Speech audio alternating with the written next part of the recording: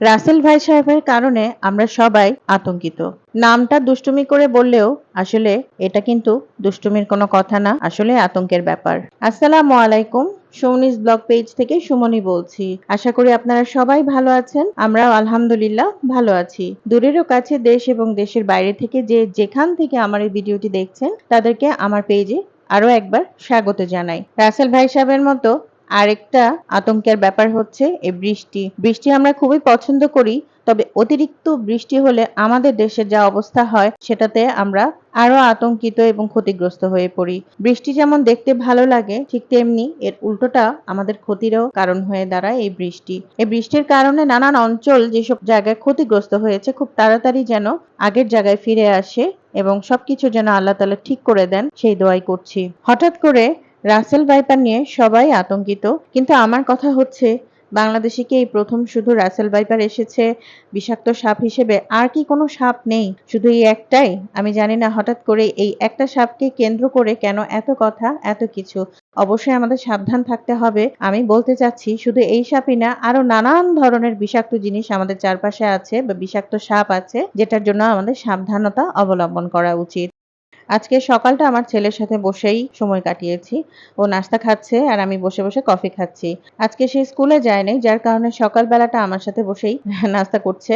যদিও ওর খাওয়া-দাওয়াটা খুবই কম। সকালে ও আমার মতো খুব একটা নাস্তা খেতে চায় না। তারপরও আজকে আমি জোর করে বসিয়ে দিয়েছি।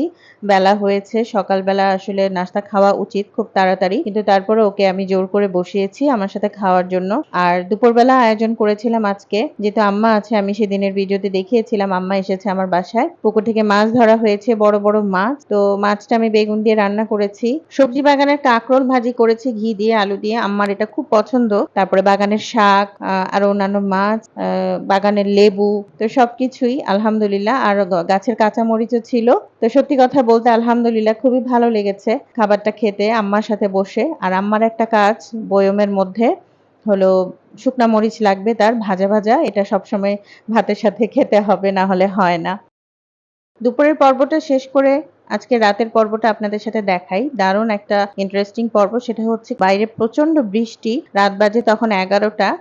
হঠাৎ করে আমি বারান্দায় গেছি, তো আমার নাকে হাসনাহেনা ফুলের গন্ধ আসলো। তো আমি বৃষ্টির মধ্যে হাসনাহেনা ফুল পেড়ে নিয়ে আসছি। একেবারে টাটকা সদ্য ফোটা আর এত মিষ্টি গন্ধ।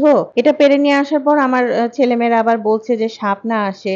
আবারও সেই একই ভয়। তো এই কথাগুলা আসলে জানি না কতটুকু সত্য যে হাসনাহেনা ফুলে সাপ আসে। হাসনাহেনা ফুল বাসায় রাখলে সাপ আসবে। তো আমি বলছি যে আজকে দেখি আসে কিনা। তো সবাই খুব ভয় পাচ্ছে। তাই বলছি ঠিক আছে, অসুবিধা নাই। এটা আমার রুমেই থাক। ফুল তো ফুলই। আমার কাছে এই কথাটা আসলেই এর কোনো মূল্য নেই যে হাসনাহেনা ফুল থাকলে সাপ আসে। তো এই ছিল আমার আজকের মূল অংশ আপনাদের সাথে শেয়ার করলাম। আশা করি সবার ভালো লেগেছে। আর ভালো লাগলে প্লিজ লাইক, শেয়ার, কমেন্ট করবেন। আজ এই পর্যন্তই। আল্লাহ হাফেজ।